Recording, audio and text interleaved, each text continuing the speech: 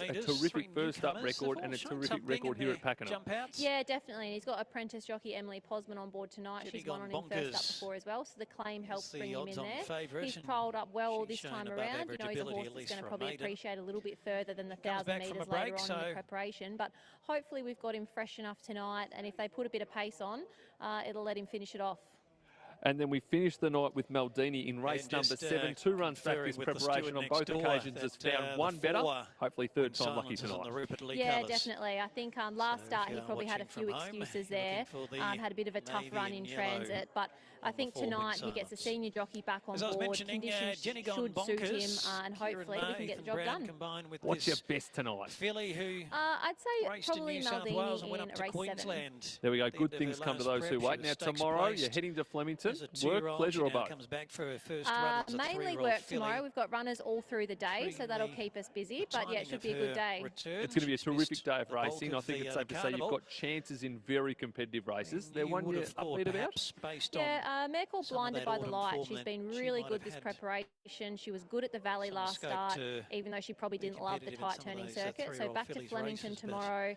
And she also handles soft ground, so if you see me doing a rain dance later on, don't be surprised. We look forward to seeing that dance. Kat, you're an absolute superstar. Thanks as always for your time. Pleasure. So Jenni gone bonkers. There she is, Kat Coleman, the happiest member of the team. Back to you, Britt. And they're moving in well with Thank you, Warrior Just about to noting join them. Win Silence in different colours to what your apps and what your form guide might say, so just having a look out. It will be in the blue with the gold cap and gold lightning bolt. The well, some of us know them as the maroon colours. That will be number 4, Win Silence, not in the white with the black sleeves that your form guides will say that.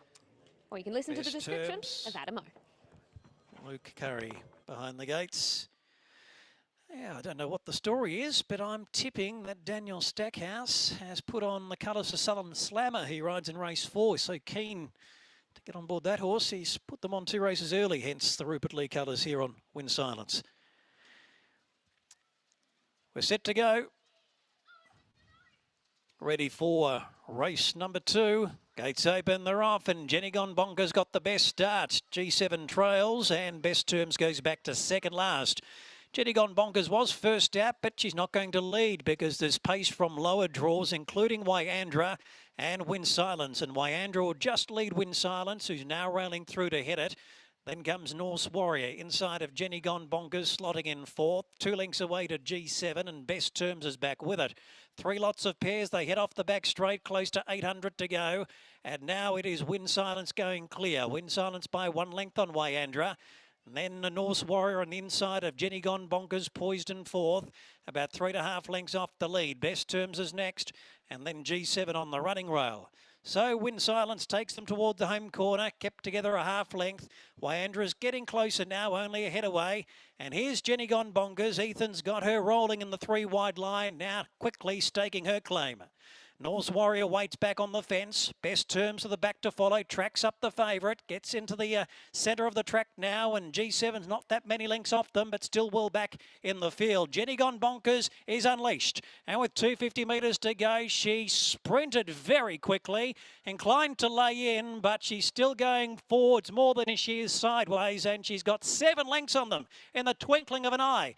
And Jenni Gone Bonkers is going to show her true class as she slows down a bit for the winning post. It's a good-looking photo. Won it by 4 or 5. On G7, and then Best Terms, Wyandra, Win Silence, Norse Warrior. Jenni Gone Bonkers. Jenni went bang. That is a big win. Ethan Brown comes down here for one ride. He wasn't coming down here to stand in the rain for anything less than a victory, and he did that. He had it in a perfect 1-1. Brought the best ratings, brought the most consistent form. Thought other horses had every opportunity to be closer than they were. I think that's just a real class thing there and a little bit of experience. Geez, there's a big motor there. Here, and that's it. We thought Quinny went bonkers.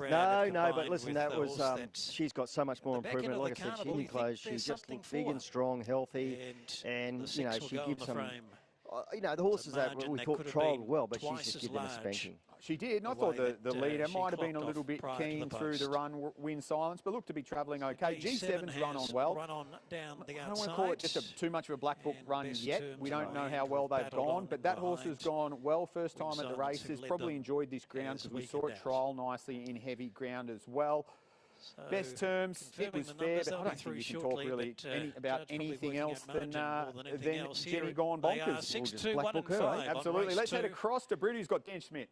Thanks very much, Sam. Dan, congratulations to you. Gee, you don't get a watch as easy as that. She's demolished them. Yeah, it was pretty easy. It looked like that on paper, but you never know until they actually do it on the night. So, yeah, really impressive. Standing next to you as they were readjusting the tongue tie, you're a little bit nervous about what was happening with her.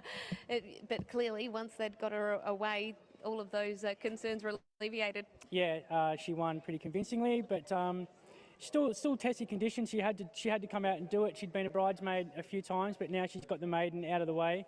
We can look forward to bigger and better things. What is the plan with the stable with her? Because we saw that she was black type placed at the end of last campaign, so clearly there's an opinion there. Yeah, I think now she'll probably head to I think it's a Twilight Glow Stakes at Caulfield in a fortnight or 3 weeks or so. And I'm assuming that's what she'll be aimed at now. I'll let you go get her. I know you're on strapping duties. Well done. Thank you. Well, stakes bound again, and it was a shellacking. The time, 1:29.39. This is slower as well, a couple of seconds or so below standard.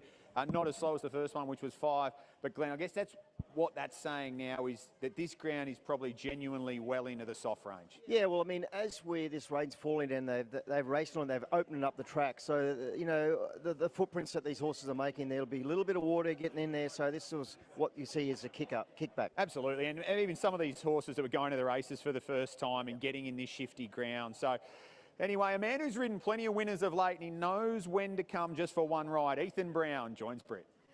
Ethan, when Ciaron Maher says to you, oh, I want you to go to Pakenham for one on the eve of Champion Stakes Day, and you say, which one is it? He says, Jenni Gone Bonkers. I dare say you say, all right. Don't think twice about it. She had a good prep last prep. Her form's superior. She's come back a better, stronger 3-year-old. She was nice and fit. I think that track's heavy, so she had to be fit to execute today, and she's got plenty of ability to go with it, so she took care of them. Did you land exactly where you thought you would in running and push the button when you thought to? She got good gate speed. She just doesn't muster. She's a horse who can get a bit keen, and first up I didn't want to send her along, and Pakenham being a track that sort of suits sweepers, I was happy to take a sit. As I said, she can get keen, so it's good to let her follow something. She dropped a bit nice. Made use of her big action and straight into it, and yeah, she's got bigger things in store, that's for sure. Did you get a chance to look at the screen as you were going just to see how big of a margin she'd put on them? Yeah, I did have a look up. Just a bit of hands and heels practice there, but she was really good.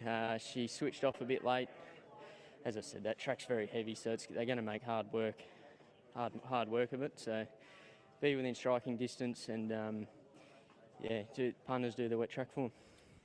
Well done on the win, and home to bed, ready for a big day tomorrow. Yeah, for sure. Big day tomorrow. I'm really looking forward to it. Good luck there, and well done here. Thank you. Well, it did look gluggy ground. We're going to have a look at this race again from the 600 because I think there's a few forgives here. Win Silence leading, and I say forgives, Bossy, because look, the winner was dominant, but this ground is probably a bit grubby for a few of these horses who are being tested on it for the first time. Yeah, I think the inside will be a bit of a no-go zone as we go on through the night. But, you know, Win Silence, he probably looked like he was ready for 6 furlongs first up. He's got the crossover noseband on there, I see. He copped some interference in the straight, so he's a forgive run. But, you know, all honours are with this winner. She'll go on to win a stakes race, and there'll be a couple of maiden winners out of this for sure. Yep.